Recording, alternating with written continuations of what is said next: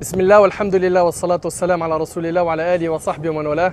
ربي اشرح لي صدري ويسر لي أمري واحلل عقدة من لساني يفقهوا قولي. Le mariage. Comment se marier? Comment trouver sa bague au doigt? Comment trouver son prince, sa princesse charmante? C'est la fameuse question qui hante l'esprit d'un grand nombre parmi nous. Surtout qu'il y a beaucoup de musulmans et de musulmanes qui entendent des fois des ondes négatives, des mauvaises expériences, et vont porter un jugement sur le mariage par rapport à ce qu'ils ont écouté, n'est-ce pas? Ou bien tout simplement ils vont vivre une mauvaise expérience et ils vont noircir le tableau et décourager les gens, leur dire non, laisse tomber le mariage. Alors il faut d'abord rappeler que le mariage c'est une adoration par laquelle on se rapproche d'Allah subhanahu wa ta'ala, d'accord? C'est quelque chose de noble, c'est quelque chose qui est encouragé. D'ailleurs, subhanallah, vous connaissez sûrement ce hadith rapporté par Bukhari et Muslim où 3 hommes sont venus voir les épouses du prophète sallam pour les questionner concernant l'adoration du prophète sallam. Qu'est-ce qui en est sorti? Que ces 3 hommes-là ont estimé que c'était pas assez selon eux. Donc il y en a, il a dit, moi à partir de maintenant, je vais prier toute la nuit. Un deuxième, il a dit, je vais jeûner tout le temps. Et un troisième, il a dit, moi je me marie pas avec les femmes. Et quand le prophète sallam a eu les échos de ces paroles, il a rappelé qu'il était le plus pieux des gens. Et avec sa piété, le prophète sallam, il priait et il dormait. D'accord? Donc c'est-à-dire il y a un moment pour prier la nuit, mais il y a un moment c'est pour dormir. Pourquoi? Comme dans l'autre hadith où le prophète sallam, hadith Salman qui est connu, il a dit وَأَعْطِ لِكُلِّ ذِي حَقٍّ حَقَّهُ. Donne à chaque ayant droit son droit. Donc le corps il a un droit, il faut lui donner. Ok? Faut pas l'user. Même si c'est dans l'ibad, dans l'adoration. Et puis même la personne qui va se donner à fond dans les adorations en omettant le repos, à un moment donné, elle va craquer. Elle va craquer, elle va tout lâcher. Et c'est pour ça que l'œuvre du prophète sallam, c'est Aïcha radiallahu anha qui nous le rapporte, elle était constante. D'accord? Et le prophète il disait, les œuvres les plus aimées d'Allah sont celles qui durent dans le temps, même si elles sont minimes. Donc l'objectif, c'est pas de faire beaucoup et d'arrêter. Et donc ces 3 hommes ont pensé que pour avoir un grand degré de piété, il fallait quoi? Mettre le paquet dans l'adoration jusqu'au point où, voilà, un parmi eux, il a dit, je ne me marierai pas avec les femmes. Quand le prophète il a entendu cela, on lui a rapporté ses propos, il a rappelé qu'il était le plus pieux des gens et il a dit, quant à moi, je jeûne et je romps le jeûne. Je prie et je dors et il a dit, et je me marie avec les femmes et il a dit, quiconque se détourne de ma sunna ne fait pas partie des miens. D'accord? Donc il a considéré que ça faisait partie de sa voie, le mariage. Vous suivez? Et il nous a rappelé dans le hadith qui est rapporté par le Hakim, ce hadith il est authentique, que le mariage c'est la moitié de la religion. Et que la personne, une fois qu'elle est mariée, elle doit préserver l'autre moitié. D'accord? Et puis, Allah tabarak wa ta'ala nous rappelle que parmi ces signes, c'est qu'il a créé de nous, pour nous, des épouses. Pourquoi? Pour qu'on vive avec eux en tranquillité. Donc la base, c'est que le mariage, c'est un repos. C'est une tranquillité. Mais pour que ça vive dans la tranquillité et le repos, il faut qu'il y ait des bases solides. C'est quoi ces bases solides? Il faut qu'il y ait la religion. Et quand je dis la religion, je vais mettre le doigt tout de suite sur le point qui, quand il existe, il règle tous les problèmes de couple. Et quand il est absent, le couple coule rapidement. C'est la taqwa, la piété. Maintenant, qu'est-ce que la piété? Je vous écoute. C'est quoi la piété? Avoir la barbe al-qamis? Avoir le hijab? Je ne suis pas en train de dire que c'est quelque chose à ne pas avoir. Hein. Non, non, non. Le hijab, c'est une obligation religieuse. La sunna, il faut suivre la sunna du prophète sallam. Mais est-ce que ça se résume à ça? C'est quoi la taqwa? C'est une apparence, c'est tout? Le comportement? Ouais, la crainte d'Allah. Mais c'est quoi la définition de la crainte d'Allah? Ça veut dire quoi un muttaqi? C'est quoi taqwa? Barakallahu fik, c'est de mettre entre moi et la colère d'Allah un mur. Ou, tout simplement, faire ce qui est obligatoire, délaisser ce qui est interdit. Celui qui arrive à faire ça, c'est un pieux. Celle qui arrive à faire ça, c'est une pieuse. Quand on construit notre relation dans le couple sur cette base solide qui est la taqwa, on peut espérer aller loin. Attention, est-ce que ça veut dire par là, le plus important, c'est qu'elle soit dans la religion, qu'il soit dans la religion, puis le physique, c'est pas grave, ma'alish, je ferme l'œil. Et nous, ce qu'il nous faut, c'est simplement que le frère ou la sœur en question trouve une attirance physique envers cette personne. Ça, c'est hyper important. D'ailleurs, le prophète, il a dit, on épouse une femme pour 4 choses. Donc, il y a la beauté, la richesse, sa famille. Et il a dit, et accroche-toi à sa religion que tes mains périssent. Donc, il a bien évoqué ces 4 choses. Donc, si un homme arrive à avoir une femme qui est pieuse et qui en plus, elle l'attire, alhamdulillah. Si en plus, elle a de l'argent, bonus. Si elle a une bonne famille, double bonus. Ainsi, Salim. Il n'y en a pas une là? Voilà.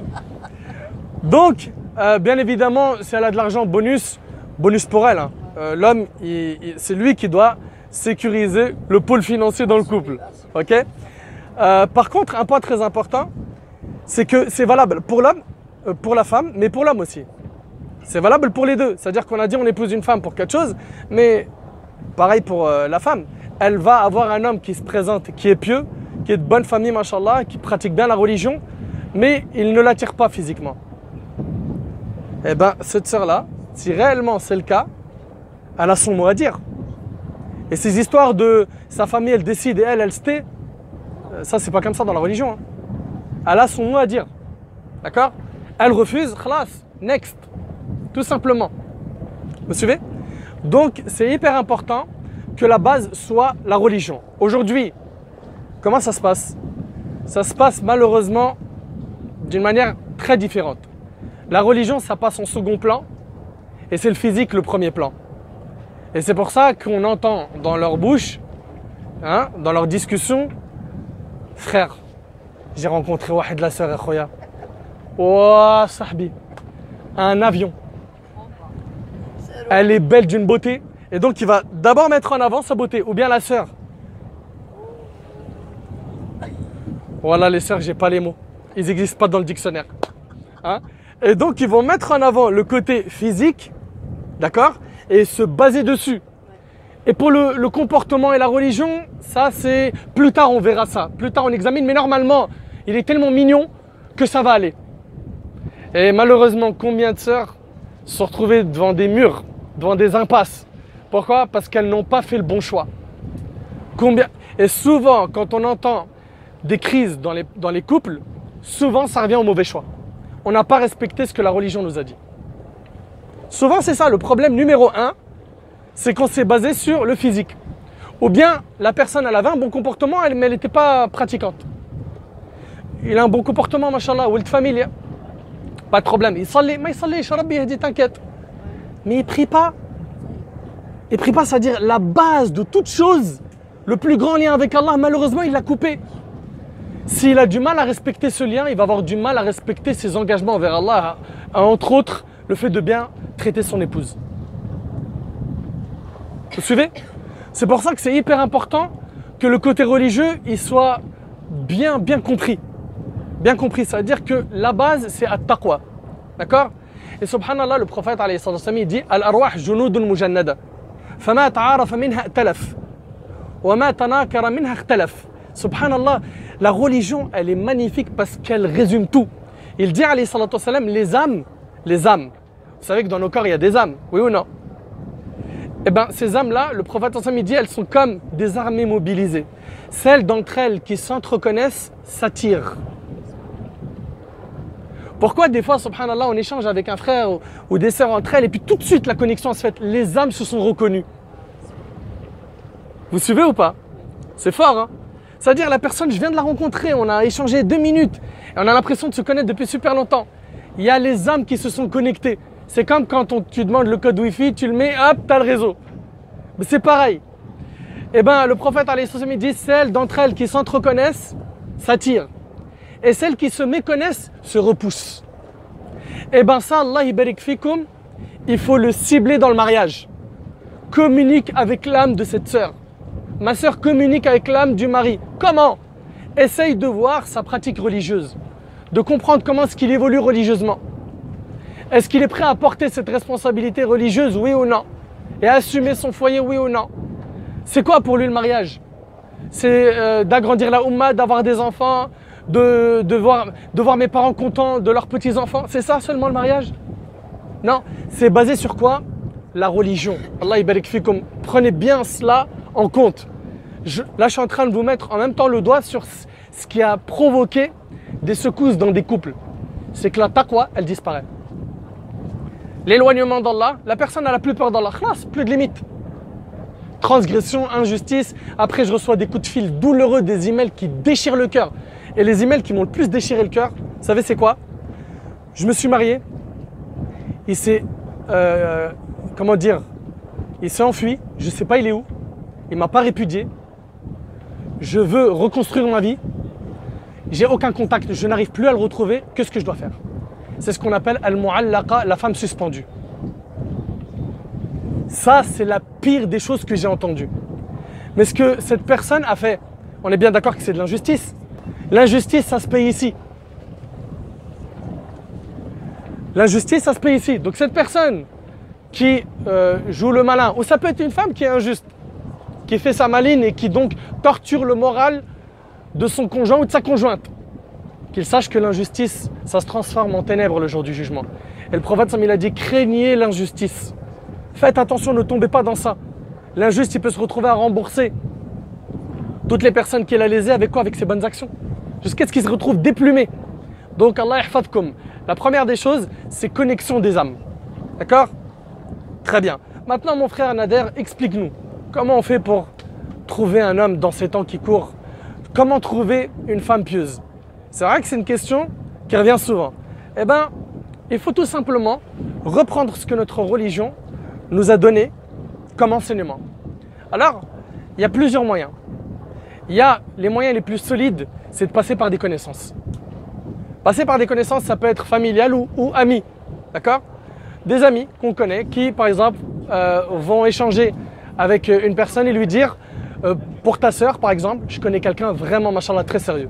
Ok? Ou cette sœur va échanger avec une sœur et la sœur va lui dire mon mari, il a son frère ou son cousin ou son ami c'est un profil qui te correspond. D'accord? Donc il y a les connaissances, ça c'est quelque chose de très solide. En fait, vous savez pourquoi c'est fort? Parce que la personne, on va prendre le schéma classique, qui va sur les réseaux sociaux, ok? Et qui va sur Facebook, cliquer sur les commentaires, il clique sur une photo, il ajoute, il tente sa chance en tendant sa canne à pêche et il voit est-ce que ça mord à l'hameçon ou pas. Cette personne-là, en fait, il peut avoir un échange par les réseaux sociaux et connaître une personne, ou même à la fac. Mais le problème, c'est quoi? C'est qu'est-ce que tu connais réellement d'elle? Tu ne connais d'elle que ce qu'elle te dit. Donc, il faut essayer de clarifier un maximum de points, ok? Et puis, après ces échanges, après ces clarifications et avoir concerté les personnes proches de ce frère ou de cette sœur, la prière de consultation, on la multiplie jusqu'à ce qu'Allah m'apaise le cœur ou non.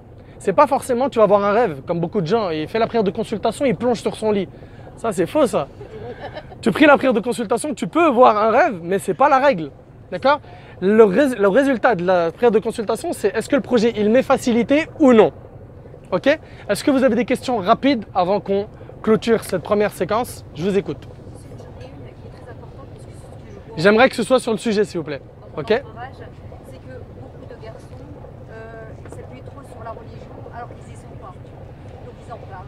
Je suis religieux, je fais la prière, je fais ceci. Ça, je vous explique. Alors oui, effectivement, il y a des gens qui vont beaucoup parler de religion, mais alors qu'ils ne sont pas dedans. Ok? En priant la prière de consultation, Allah subhanahu wa ta'ala, il guide mes pas. Allah subhanahu wa ta'ala, je suis en train de lui demander, est-ce que je vais vers ce projet ou pas? Des fois, subhanallah, il se peut qu'Allah subhanahu wa ta'ala oriente mes pas vers ce projet et que ce soit une épreuve pour moi, mais qu'a pour rôle de m'éduquer. Il y a des personnes comme ça qui ont une expérience qui n'a pas été facile, mais elle les a éduqués, elle a forgé en eux énormément de choses. D'accord? Et dans tous les cas, le destin d'Allah ne contient que du bien. Ça, il faut le retenir. Est-ce qu'il y a d'autres questions? Des zones qui n'ont pas été claires, que j'ai abordées trop rapidement, n'hésitez pas. C'est bon?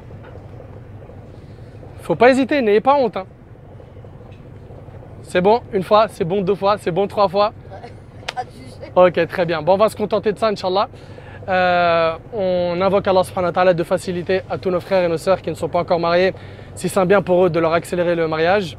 On demande à Allah subhanahu wa ta'ala de bénir les unions, de donner la force aux célibataires de tenir leur célibat, de faciliter à ces dernières, s'ils ont des enfants, de bien les éduquer. Allah subhanahu wa ta'ala an yanfa'ni bima qultu wa yanfa'akum bima sami'tum. Hadha wallahu a'lam. Subhanaka Allahumma bihamdik. Ashhadu an la ilaha illa anta astaghfiruka wa atubu ilayk. Jazakumullahu khair wa assalamu alaykum wa rahmatullah.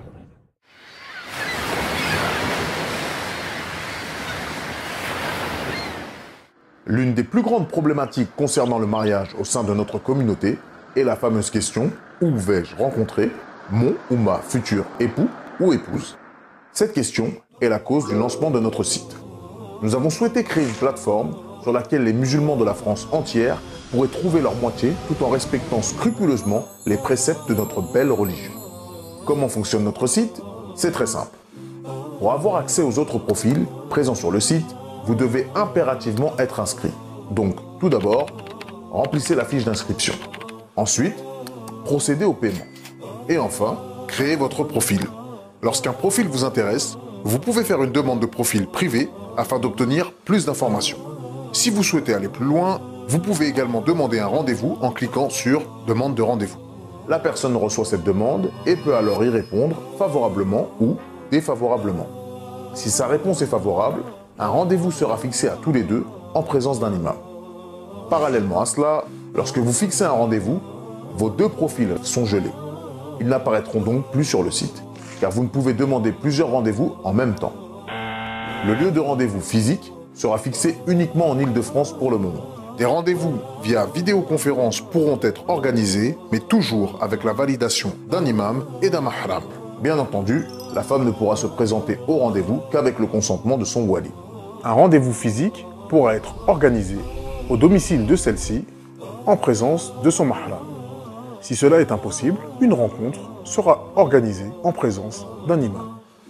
Et à l'issue de la rencontre, les prétendants décideront s'ils veulent continuer ou non. Si un des deux prétendants ou les deux ne veulent pas donner suite, alors leurs profils seront réactivés. Dans le cas où tous les deux voudraient poursuivre leurs échanges, monsieur entrera en contact directement avec le mahram de madame, et là, s'achèvera notre mission. Avec MyNisp, le mariage devient enfin accessible.